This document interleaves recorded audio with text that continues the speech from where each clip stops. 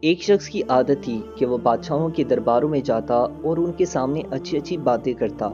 بادشاہ خوش ہو کر اسے انعام و اکرام سے نوازتے اور اس کی خوب حوصلہ افزائی کرتے۔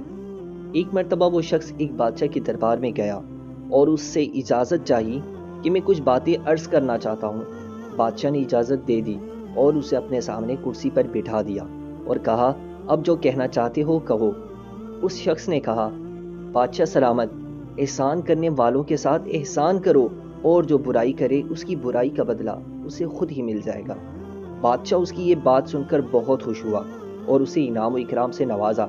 یہ دیکھ کر بادشاہ کے دربار میں موجود ایک شخص کو اس سے حسد ہو گیا اور دل ہی دل میں کہنے لگا کہ اس عام سے شخص کو بادشاہ کے دربار میں اتنی عزت، اتنا مقام کیوں حاصل ہو گیا؟ بالآخر وہ حسد کی بیماری سے مجبور ہو کر بادشاہ کے پاس گیا اور بڑے ہی خوشامدانہ انداز میں جھوٹ بولتے ہوئے کہا